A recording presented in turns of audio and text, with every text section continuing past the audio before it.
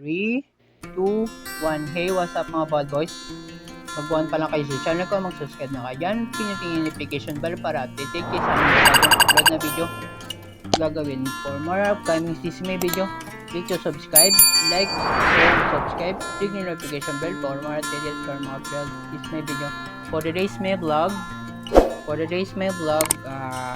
Kawasaki Z900 SE Special Edition. Engine type 4-stroke, inline 4-cylinder, double overhead cam, 16 valve, liquid cooled. Engine displacement 948 cc cubic centimeter. Four-stroke 73.4 by 56.0 mm. Compression ratio 11 by 8 by 1. Maximum of power at 123.0 horsepower at 9,500 rpm. Maximum of torque 73.1 kilo-feet by 7,700 rpm. Fuel system DFI with 36 mm throttle bodies. Engine ignition with electronic advance. Transmission 6-speed return shift, and panel drive select chain at electronic rider edge, economical riding indicator, electronic cruise control, Kawasaki traction control or KTRC, and anti-lock braking system or ABS. Power modes, Kawasaki cornering and management function or KCMF or Kawasaki quick shifter or KQS or IMU, chance of chassis rotation awareness, and front suspension 41mm inverted telescopic fork with compression and rebound damping with spring preload and adjustability. 4.7-inch rear suspension, horizontal bank leg, and Öhlins 546 gas charge when rear shock with rebound and damping, spring preload, adjustability. 5.5-inch front tire size 120/70 by 17 tubeless. Rear tire size 180/55 by 17. Front brakes dual 300mm semi-floating disc with radial mount, and 4 Freestone Brembo 4M32 monoblock calipers when ABS. Rear brakes single 250mm disc with single piston caliper and ABS.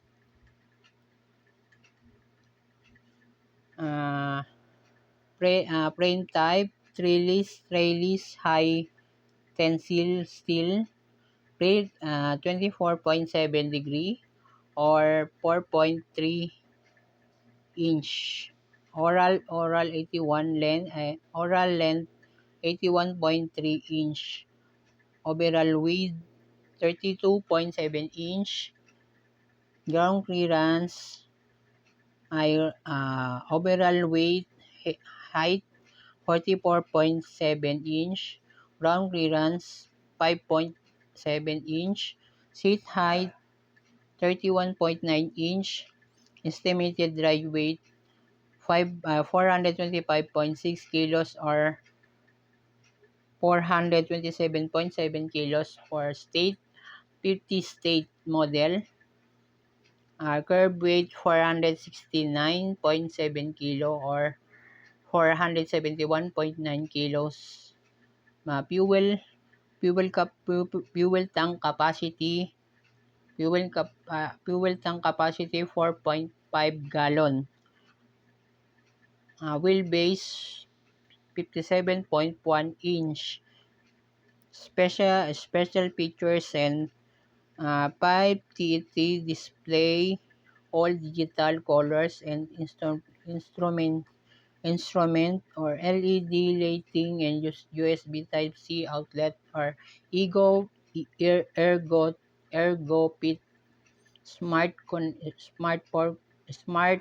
connectivity with voice command and turn-by-turn navigation via radiology app.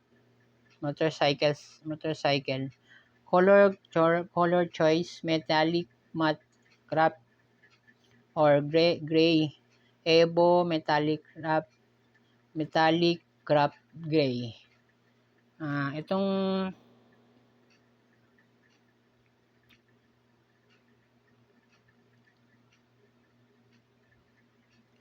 itong nilabas na 2025 na model, at nilabas siya 2025 na this month. May siya, voice command na may cruise control at quick shutter and with auto blip. Tapos ang displacement niya ay 948 cubic centimeter na siya, yung front shock niya, shock ay Ohlins. Naka-Ohlins siya at yung caliper naman niya, yung caliper at naka-Brembo. Yung disc niya na nasa 230 mm. Tapos yung rear naman niya, rear shock ay naka-Ohlins din. Pati yung likod niya siya, yung caliper niya naka Brembo. Tapos yung adjustable niya naman sa preload niya ay nasa likod lang, sa ilalim lang ng pillion seat. Anin mo smooth as high to low.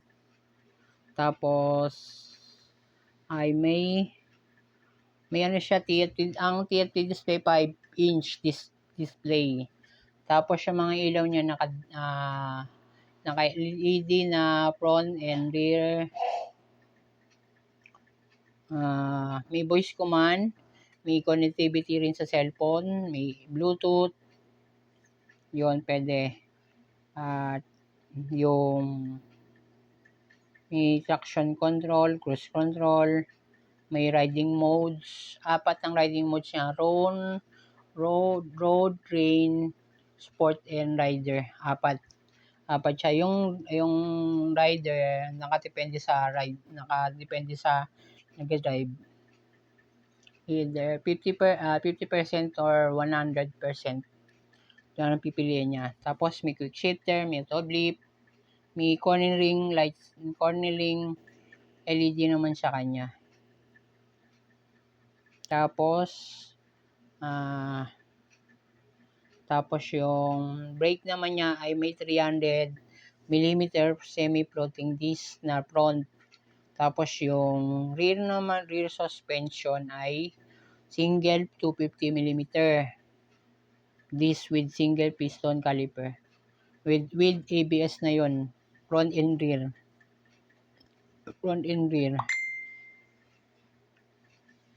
Tapos yung rear suspension niya ay may horizontal rear suspension, horizontal bank link and Ohlins.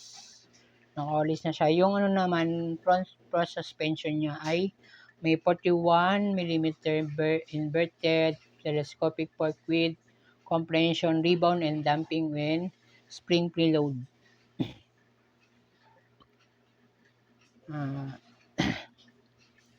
Ito nilabas lang siya kahit anong ngayon.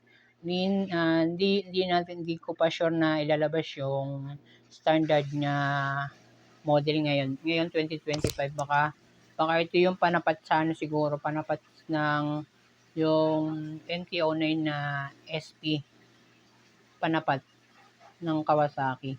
Siguro yun siguro.